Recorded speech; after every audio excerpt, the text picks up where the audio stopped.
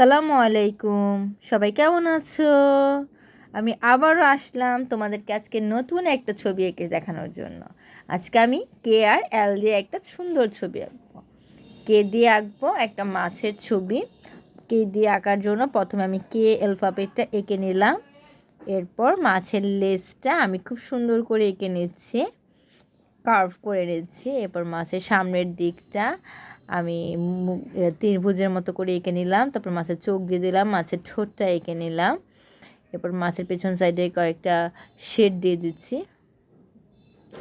আমি এখন যে কোনো কালার ইউজ করতে পারি, তোমরা যে কোনো যার যেটা ভালো লাগে সেই কালার ব্যবহার করবে। আমার কাছে অরেঞ্জ কালারটাই ভালো লেগেছে, কারণ দেখা যাচ্ছে যে ইকোরিয়ামের ভিতর যে আমরা মাছ রাখি অথবা সমুদ্রে এই ধরনের অরেঞ্জ কালার মাছই সচরাচর দেখতে পাওয়া যায়। আর অরেঞ্জ কালারটা অনেক বেশি আমার কাছে কালারফুল লাগে, সেজন্য আমি অরেঞ্জ কালারটাই ব্যবহার করেছি। আমি কালো বর্ডার দিয়ে কালো সানপেন ব্যবহার করেছি। তোমরা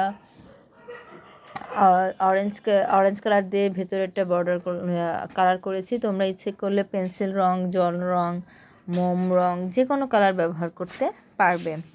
আর তোমরা কিন্তু অবশ্যই আমার ছবিটা দেখে আঁকার চেষ্টা করবে, এবং ছবি আঁকার পর কার ছবি কেমন হয়েছে সেটা অবশ্যই আমাকে জানাবে। এবং পরবর্তীতে তোমরা কী ধরনের ছবি দেখতে চাও সেটাও কিন্তু অবশ্যই কমেন্টস বক্সে জানাবে। আমি অবশ্যই যারা এখনও সাবস্ক্রাইব করোনি, প্লিজ আমার চ্যানেলটা সাবস্ক্রাইব করে দিও। আর ছবিটার যে জায়গাগুলো ফাঁকা আছে ঠিক সেই জায়গাগুলোতে আমি আবার একটু সাইন পেন দিয়ে ডার্ক কালার করে নিচ্ছি।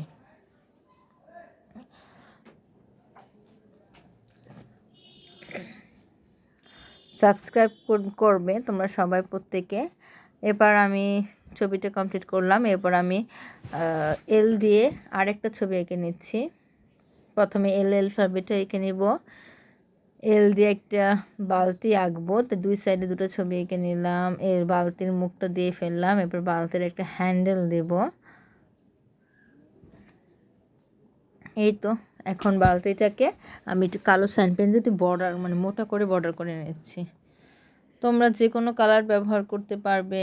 আমি বালতিটা রেড কালার ব্যবহার করেছি। সচরাচর দেখা যাচ্ছে যে আমরা কিন্তু লাল রঙের বালতি অনেক বেশি দেখে থাকি, এবং লাল রঙের বালতিটাই ব্যবহার করি। তো আমি তোমাদের জন্য লাল রঙের একটা বালতি কালার ইউজ করলাম। তোমরা অন্য কোনো কালার ব্যবহার করো।